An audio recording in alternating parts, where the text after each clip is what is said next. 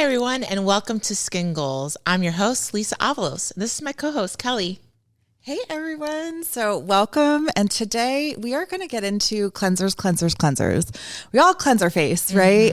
And I mean, I've had an evolution of cleansers in my journey. I'm sure our amazing guest today has also had an evolution with cleansers, personal or work-wise. So we have our amazing Tom Allison, who is our professional sales and marketing development for L'Oreal Derm Beauty. So, Tom, welcome to the podcast. Thanks so much for having me. Did I get that? I feel like I definitely did not get your title right this time. You want to redo it? Yeah, I do. Wait. Just say head of professional sales and marketing. Head of professional sales and marketing, Tom Allison. Yeah. There we go. Okay. So, welcome, Tom. Thanks for having me. Excited to be here. Awesome. So cleansers, right? Yeah. Have you had a personal cleansing journey yourself, Tom? I actually have some pretty tolerable skin, so I'd never really had any issues with cleansers. Yeah. You know, part of my claim to fame, I guess, is I've been with the CeraVe brand since it started. So with that said, we launched with Hydrating Cleanser, our original cleanser, which was based to really be a utility product where everyone can tolerate it. Yeah. So I use that quite a bit. I would say the cleanser that I use the most is CeraVe Hydrating Bar. Oh, the bar. Bar guy. Yeah. My husband also bar. Yeah. So what's your skincare cleanser journey, Cal? Yeah. All right. So for me, I love that squeaky clean. Like I understand that Americans really love that squeaky clean feel, the foaming. It's like very, and close I'm like your ears, Europeans. Yes. And so like I was always into the foaming, even though maybe I do have skin that is a little, combination or dry in parts. So the thing is like when I started working for L'Oreal and particularly for the L'Oreal Derm Beauty brands, like micellar water was a thing that really wasn't a journey here yet. And it wasn't popular yet. So then I discovered the waters and then since then I'm totally turned on to oil cleansing now. I'm like, yes, that's my journey now. How about you, Lisa? So my journey started as a teen. I had acne. And I was really, I guess we all did it, guys. The over-exfoliating, the scrubs, the minty, the squeaky clean. And I think I was overdoing it for a long time, for years. I think I've overdid it for years. I have oily skin too. And guess what my favorite cleanser is now? Oil. Who would have thought? Yeah. Never thought. It's so gentle and smooth. And I think it helps me hydrate. Yeah. And it helps me control my oil because I'm hydrated. Oil cleansers obviously very big in Europe and Asia as well. Korean trend, think about double cleansing, which I think we'll talk about in a second. But it's already starting to take off a little bit in the United States. So we're excited to see that trend come to the States. And it's so different. Exactly. Yeah. I'm kind of into it. I am. I'm like, I love the it feels like squeaky clean, but we'll get there. Yeah. So let's start learning about your journey, Tom, your career journey with CeraVe. Yeah. So I had the opportunity to be with CeraVe since the beginning. It was a brand that started as part of a pharmaceutical company called Korea Laboratories. About 20 years ago was when some of that formulation design was happening. Yeah. Launched the product in October of 2005 and has been on the market since. CeraVe very much has been a brand that has been driven through dermatologist recommendations first and foremost. Actually, if you look at the logo CeraVe, it says developed with dermatologists. And what that means for the audience is we sit down with dermatologists and have done from the beginning to get their collective input to make sure that what's in the bottles are the very best offering to consumers. And you think about developing skincare for patients that go see physicians. We'd like to call that kind of behind the door in the waiting room. There's just no margin for error. This patient has suffered from a skin condition because even still today, dermatology tends to be reactive. Yeah. They've probably self-treated already and have failed on that, or have taken advice either through social, what they're getting, in their social feeds, or have looked up on Google. We like to call that Dr. Google. And yet nothing's getting better. So with that said, from a cleansing standpoint in particular, dermatologists use cleansers to help set up that canvas, your skin. Absolutely. And these things are really built to do multiple things. At its base utility, it's obviously to remove that surface, makeup, oil, and dirt. And your sunscreen, guys. Exactly, which is where oil cleansers come in. It's big time. It can help get rid of that sunscreen, right? The other thing it helps. A good cleanser will actually help to rehydrate the skin even after you wash off the cleansing. And we know in dermatologics, for example, that actually helps the medications work better. If they're not having to fight through what's already on the surface of your skin. Let's say a retinoid, for example, if you have acne, a cleanser can help. If by removing that, just gives that pathway a much easier way to penetrate and get to where it needs to work. So cleansing is very much a big part of dermatological routines that almost every patient that suffers from a skin condition will get a specific cleanser based on what the needs are. Yeah.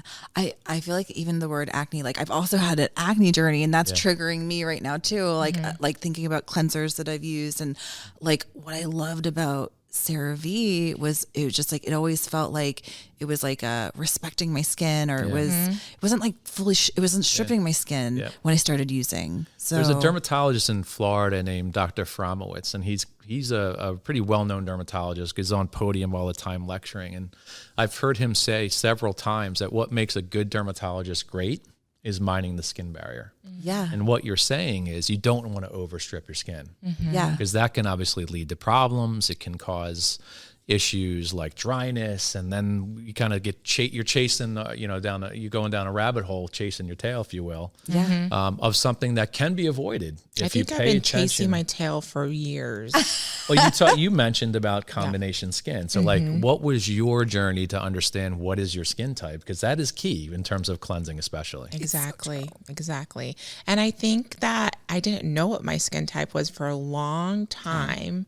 And that's because I'm in the industry, guys. Like, it's just like really sitting down and knowing not to strip my skin and to respect my skin. I didn't like that word is like key. Respect your skin. Well, sometimes when you're in the industry, like there's new launch, you're like, you wanted to try the new launch, but you're like, you kind of go back to like, oh wait, but like my skin type needs this, like this is probably what I should. And it changes throughout time. I was very oily as a teen, and now I'm more of a combo. And now I live in Chicago, very dry during the winter. I think you bring up a good point, like the external factors that could influence your skin. So absolutely seasonality. I think most physicians will tell you, think about your cleanser, and you need to use a foaming cleanser, for example, more in that late spring, early summer, if you're getting more sweating and all that other stuff, and the skin and the ambient air as in itself is already humid. Especially we live in New York. You're in Chicago. I'm in PA. In Pennsylvania. So like during the summer months, we get a little bit more humidity. However, when the calendar flips to the dryness, when we're taking hotter showers, when our homes themselves are dry because of the heaters, it's okay to actually pay attention to your skin and swap it out. And you might want to go with something a little bit more gentle, where it's not going to have that foaming power, or the idea of double cleansing, which might be appropriate for that dry skin period to get that hydration through the oil, and then follow up with that kind of general. Would you say, like, because like there's such a range, right? Would you say that like the CeraVe, what makes CeraVe different is no matter the range, like there's like, what's the philosophy that like works for across all this range of different types of cleansing? Like, why we develop a different type? Right. So first and foremost, I mentioned develop with dermatologists. So a lot of they're our muse, if you will. So we will sit down with these experts to talk about our range. Yeah. And we'll enter into the conversation a little bit on consumer trend and get their read on it. Is it something that they could support, that they feel is something that should be supported by their expertise? We'll talk about formulation design, but a lot of times with cleansing, it has to do with the colonic itself. Whether it foams and the amount of foam, how small are the bubbles, how long do they last, what's the action, how easy is it to wipe off? Like all these things are considerations into developing. If you think about our range, we run the gamut from CeraVe Hydrating Cleanser, which is super gentle. I mean, there's no surfactants really in that at all. There's no foam. It's built to literally very gently be put on the surface of the skin. You can either wash it off with water, or if you're bad with atopic dermatitis, for example, you can even just use a cloth and gently wipe it off, which is key for people that are suffering from pain and itching and redness and all this other stuff. So we developed foaming facial cleanser, which is built really for that acne patient you had mentioned before. We built that at a time when we were launching a topical retinoid, which had some side effect issues. So there was very much a utility to build that. Then it brings me to like cream the foam, which kind of sits in the middle. It's like a creamy foam. It's really was built on the advice of dermatologists for, like, for example, men tend to like a little bit more foam. Yes. You know, so those patients that are severely dry or more normal to dry, cream the foam was built to like be able to provide that foam action that some consumers might like, but without stripping your skin and like causing any irritation that way. To CeraVe SA, which has salicylic acid in it, and we all know what that can do in terms of its keratolytic effect. So I do think like cleansers, the reason why a lot of brands develop multiple, and I think about Tolerian for La Roche-Posay or Lippic Car Wash, for example, these brands, these kind of sub-franchises within brands are really built for the utility and the variety of the way patients like to cleanse. But at its core foundation, I would say that the most important thing is pay attention to your skin type and don't overstrip your skin. It's really, as you're speaking, it just makes me remind myself like how personal cleansing is. Like it is like, what kind of feel do you want, and what do you like, and do you like the small bubbles, do you like the big, like when you were saying that, I'm like, yes, like I know exactly what type of bubble I like, you know, but like it's, you know, it's not just as simple as just like picking up. It's like there's specific needs and specific skin types, and you got to be paying attention to a little bit of all that. Exactly. So, And that's a perfect segue for our break. We'll be back soon. And we're back. Hey, so we've been like going up and down cleansers so far, and before the break, we talked about a few of the different cleansers. So like we definitely hit foaming, hydrating, the cream to foam, and then also the SA, you know, extension. But I know there's one that I had mentioned that I'm all about oil cleansing right now. So could you take us into the oil cleanser? Sure. Hydrating oil cleanser. Anecdotally, a fun little tidbit about this product. This was the first product of CeraVe that was ever launched first around the world and not in the United States. And what we were looking at the time when we launched this product in Europe, in particular in Asia, was that the idea of oil cleansers was not yet a thing for the U.S. consumer. It was much bigger around the world. But what had happened was we had some consumers that would travel through Europe, or we'd have dermatologists attend global medical congresses, and they were like, oh, where's this oil cleanser? Why aren't you launching it in the United States? So it's where every other product up until that point launched in the United States first for the CeraVe brand. This one product was its kind of lone wolf, if you will, and we tested it in other markets where oil cleansers are bigger. And what happened is obviously they had asked for it in the United States, and we launched about a year after we launched. And it's really just built on this idea, this principle of squalene and glycerin, some of these great ingredients to help hydrate the skin. As well as really, it's super effective as well to like remove that makeup, especially like long wear makeup, which I know can be a little bit problematic. And a lot of women, for example, if you are wearing long wear makeup, you can get into issues from a mechanical standpoint because you're scrubbing too hard with like not the right cleanser. So it was really built to help eat away, if you will, and soften up to easily rinse off. And then oil cleanser is about double cleansing as well. So it was this new phenomenon, really I think started in Korea, if I'm not mistaken, but really starting to take off, where you use an oil cleanser first, or at least the recommendations to use an oil cleanser first, and then follow up with something a little bit more gentle to get a deeper clean, if you will. But as we talked about in the previous segment, not overstrip your skin barrier, which is the most important part. Exactly. So, I also notice, as someone that, goes on and off with acne my whole journey of life, is that when my skin is clean and not overstripped, I stop breaking out. I know that's simple science, guys, but like it happens all the time. It's interesting to see when you can introduce your teenager, for example, and get them really into cleansing, especially if they start breaking out, they will have some great results. Yeah. Now, yeah. eventually, when the hormones continue to kick on and you start to fire up all of your sebum production and stuff like that, you might eventually need to go see a dermatologist to help get that under control. But cleansing it can be super therapeutic if done the right way. Sure. It can be. It's so true. And my daughter's cleansing journey, I have like a 12-year-old, and like it's interesting watching her. She's like, oh, she liked the hydrating first. Now she's starting to get into foam, and like it's so interesting. Everyone's having a cleansing journey, really. Yeah, I think that's an interesting trend. You know, one of the things that we're doing within our division right now is we're calling on pediatricians at scale, and we're doing a fantastic job with a couple of brands. And what we have discovered with the pediatrician themselves and their advice for hygiene is they're really focused early. So baby skincare, routines, the bath, all that stuff. To a lot of times, many kids will have eczema or atopic dermatitis, and most of them will grow out of it by the time they're 4 or 5 years old. Yeah. So there is that conversation from the pediatrician early at that age.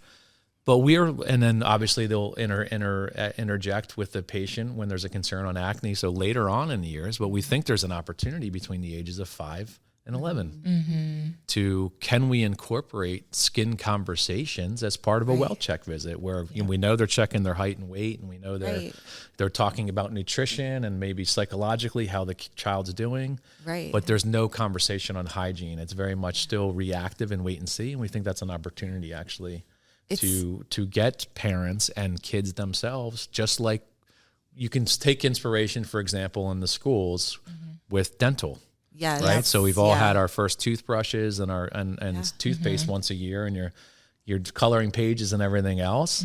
Yeah. Maybe there's an opportunity, I think, for skin education. Yeah, absolutely. Early. And if we can build great skin routines of cleansing, like we're talking about, and hydrating your skin and protecting it with sun, that will be a gift, I think, that kids will really enjoy later on in life to protect them and get off to the right start. Kind of like to the whole point, like with sunscreens, like I feel like being a parent, like I'm definitely in the sunscreen game with my kids, you know? So like, but how do you wash that off? Like, what are you using to wash that off? Sunscreen, every day is a sunscreen day, right? Absolutely. And especially in the summer. Yeah. So there's like a huge opportunity. Huge. For sure. Yeah. I have questions about SA. Can you deep dive into that? So SA came out of a franchise where we have, it's called Rough and Bumpy now. But CeraVe was very much interested in some conditions like keratosis pilaris, for example, hyperkeratotic feet. So you see that kind of when we all wear our sandals for the first time, you look down at your heel and there's some crust, if you will, that have been built up over the winter if you're not getting a pedicure or using a stone and stuff like that. So what SA was do is it incorporates an ingredient called salicylic acid, which is very well documented. It can be used as both a keratolytic and a desmolytic, which is just fancy terms for it. Helps just kind of smooth out the skin. Yeah. So it was a natural extension of our Rough and Bumpy line of moisturizing lotions and creams in that. And it's been a great winner and actually went really viral, I would say, in 2018, 2019, where patients were using it or consumers were using it and kind of showing the results, especially for facial issues, if you will, blemishes, that kind of thing. And it's been one of our biggest franchises so far. Yeah. And it's really built to help cleanse, but then also smooth. Yeah.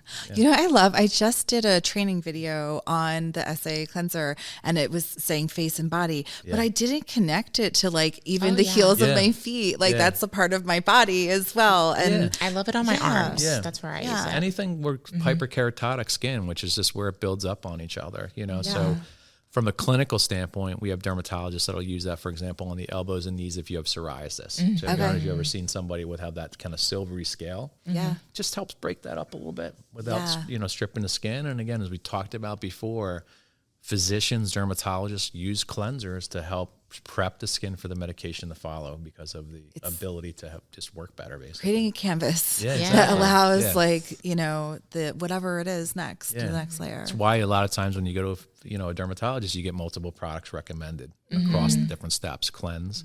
A lot of times they treat with a prescription pad, moisturize with facial moisturizer, body moisturizer, depending on the area, and then protection, obviously, with sun. So that 4-step process. Yeah. Every day's a sunscreen day, and you guys are going to hear us yell it to the world because Well, it's important. if every day is a sunscreen day, then every day is also a cleansing day. Exactly.